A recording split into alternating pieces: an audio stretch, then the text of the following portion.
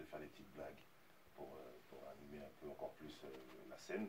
Et ben, des amis me disaient, mais pourquoi tu ne te lances pas, tu fais rire, vas-y, fonce. Et c'est comme ça que tout bêtement, je me suis lancé vraiment dans l'humour. C'est ce qui est en vous, d'après vous? Oui, je suis très fou, très con, très, très bête, je suis tout. Donc à la maison, c'est moi qui fais, qui ambiance tout ça, toutes les fêtes. À l'école, c'était moi aussi. C'est pas une fierté, mais bon, à l'école, j'étais très, très, très. Hein. Et donc, voilà, c'est tout bêtement, oui, ça fait partie de moi.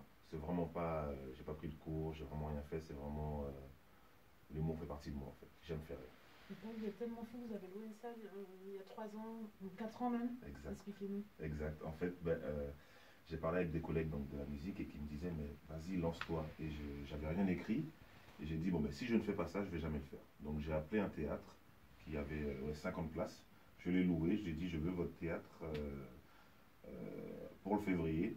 Et donc j'avais à peu près 5 mois pour écrire. J'avais rien écrit. Donc c'était vraiment un gros et grand challenge. Et dès que j'ai mis mon premier pied sur la scène, j'ai dit, ça y est, c'est ce que je veux faire. Là, c'est votre deuxième spectacle. Vous ne l'emmenez pas? Pourquoi? Qu'est-ce que ça raconte? Qu'est-ce que ça raconte? Eh ben, ça parle d'amour, donc déjà premièrement, on parle de couple, hein, de séparation, d'éducation. D'éducation. Je parle beaucoup d'éducation parce qu'en fait, chez nous, aux Antilles-Guyane, il s'avère que toutes nos mères ont la même façon de nous éduquer. Et donc voilà pourquoi je dis vive l'amour, parce que des fois on se pose la question, on dit mais elles nous ont éduqués d'une manière, on se demande vraiment si elles nous aimaient. Et que finalement, non, ben, on a grandi avec, on a vu, on a compris pourquoi elles ont été si sévères avec nous. Et donc aujourd'hui, je la remercie sur scène. Il y a beaucoup de vannes, beaucoup d'échanges avec le public. Oui, énormément. Comment vous l'appréhendez, ça? Ben, je travaille pas mal aussi à la maison en improvisation.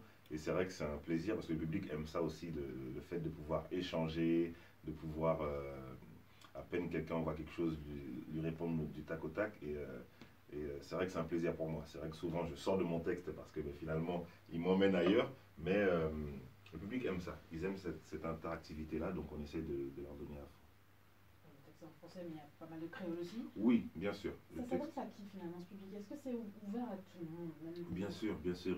Donc, comme vous l'avez dit, le spectacle est entièrement en français, mais c'est vrai que j'envoie un petit mot en créole pour que les gens puissent comprendre aussi d'où on vient. Donc, oui, voilà, c'est en français pour pouvoir toucher un large public, pour que tout le monde puisse comprendre et aussi ben, savoir comment ça se passe chez nous, comment nous, les hommes, on réagit au fait qu'on nous traite de polygames. Savoir comment nos parents nous ont éduqués, comment ça se passe aux Antilles, la relation homme-femme. Il faut savoir qu'il y a 6 femmes pour un homme aux Antilles-Guyane, donc c'est pas notre faute si on pense à... Hein, bref, alors. Et donc voilà tout ça. Voilà tout ce que j'essaie de mettre sur scène. Et ces inspirations, c'est ça? C'est oui. La société? C'est la société, c'est ma famille, c'est mon entourage, c'est vraiment tous ceux qui travaillent avec moi. Je travaille avec Sir Samuel. On est ensemble.